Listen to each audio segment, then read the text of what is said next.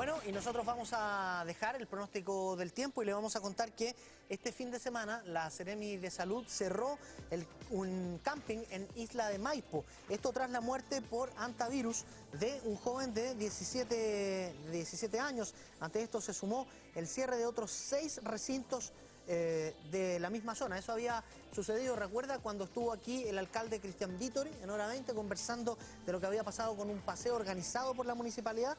Bueno, los acompañantes de la joven fallecida se encuentran bajo observación. El núcleo de personas que estuvo ahí, o el total, si se quiere, eran más de 1000, cerca de 1500 personas.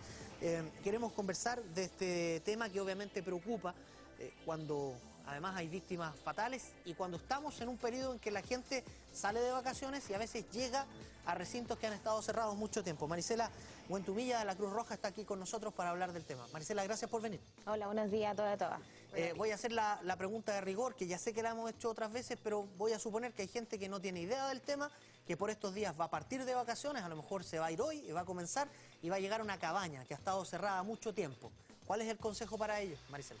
Bueno, para todas esas personas que van a ir de vacaciones, ¿cierto?, que tienen la suerte de partir su nueva jornada vacacional, es muy importante señalar que aquellos que van a llegar a lugares que han estado por mucho tiempo deshabitados, no solo cabañas, sino también galpones o lugares que han estado por mucho tiempo cerrados, tienen que ventilar frecuentemente, en este caso antes de hacer ingreso. Entonces lo que hacemos es pedirle a la gente que ingrese con una mascarilla, con guantes, a esta cabaña o a estos recintos cerrados y que abran rápidamente ventanas y también todas las puertas de este lugar para generar una ventilación por a lo menos 30 minutos. Recién ahí le decimos a la gente que puede volver a ingresar con las mismas medidas de precaución y desinfectar el lugar donde vamos a encontrarnos. No solo la superficie, no solo el piso, sino todo aquello que podríamos utilizar, los utensilios de aseo, los utensilios para comer, la loza, todo debemos desinfectarlo. Y para el piso y para la superficie siempre le recomendamos a la gente que desinfecte con cloro. Ese es el desinfectante que es por excelencia.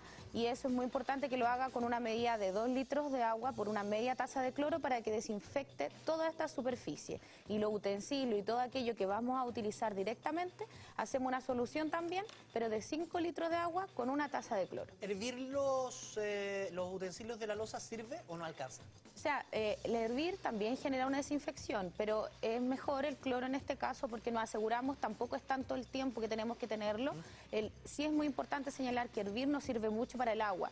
Para aquellos lugares que no estamos seguros que sea un agua potable, es muy importante señalar eso, que tienen que hervir el agua por a lo menos 5 minutos y esto en teteras o en ollas. El hervidor, en este caso el hervidor eléctrico, no genera una ebullición para poder generar la desinfección del agua. Bien, interesante punto ese. Y respecto a los alimentos y al agua, tú decías, claro, agua potable, lo ideal, sino hervirla, pero también los alimentos hay que tener cuidado a la hora de guardarlos, ¿no es cierto? Utilizar estas con tapa para meterlos en los refrigeradores, pero en el caso de campings ahí cambia un poquitito la cosa, ¿no es cierto? Es muy importante señalar que de alguna otra forma en las casas o en cualquier lugar tenemos recipientes que tienen tapa.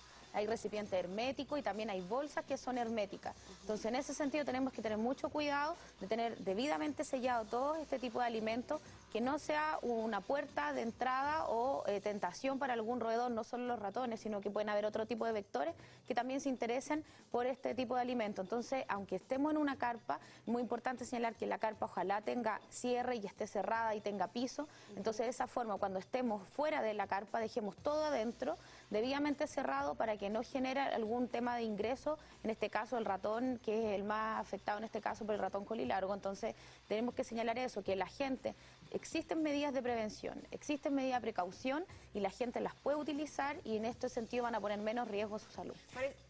Pato, antes de que preguntes, Marisela, el tema de la basura tiene que quedar cerrada, claro, todo muy bien, pero ¿dónde depositarla finalmente? Porque da la impresión de que si la dejas en un lugar para ir agrupando allí, por ejemplo, las bolsas, van a llegar hacia allá a los roedores. Entonces, ¿cuáles son los cuidados que hay que tener? Sí, bueno, hay 2 tipos de basuras que nosotros podríamos tener en este caso. Aquella que va a ser recolectada por algún servicio.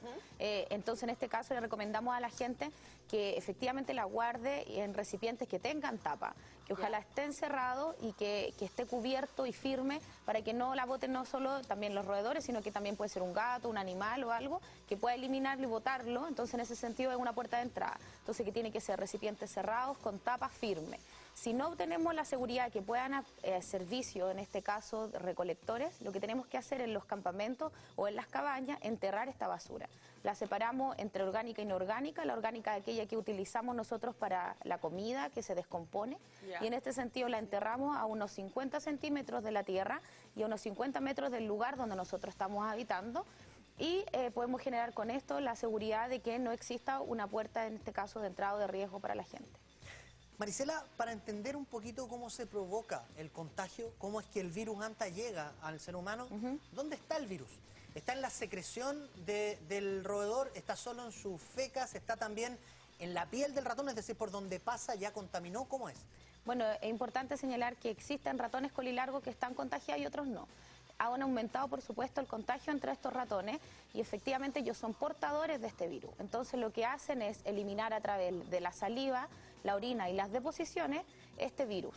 También puede ser como es saliva, también puede ser a través de una mordida, puede ser que nosotros inhalemos este polvillo que queda de la secreción, como bien dices tú, que en este caso es la saliva o la deposición, nosotros la inhalamos o la tocamos cuando no hemos visto que efectivamente por ahí hay orina que se transformó en polvillo y la traspasamos a través de nuestra boca, nuestros ojos, de cualquier puerta de entrada, como una mucosa que podamos tener nosotros en nuestra piel. Puede ser incluso la herida que nosotros podemos tener en las manos y eso genera un contagio directo con este virus. Oye, Marisela, y finalmente yo quería preguntarte cómo hace la persona la distinción entre un virus que está comenzando, que puede ser cualquier otro inofensivo.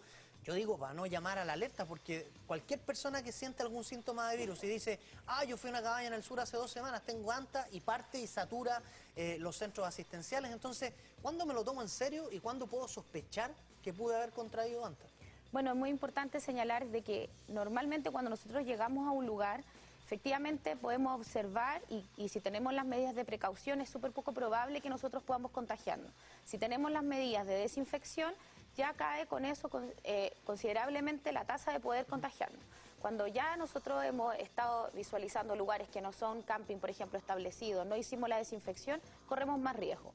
Efectivamente es muy difícil señalar cuándo puede ser la diferencia entre un resfrío, entre una influenza fuerte en este caso, o el virus anta, y ese es el riesgo que se ha generado.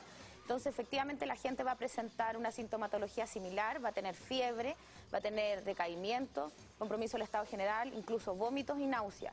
La diferencia es que esto es muy rápido, sucede de un día para otro, pero en un tiempo muy prolongado, puede ser desde la segunda semana hasta 45 días posterior a la desinfección, o sea, la infección, y en este caso el riesgo.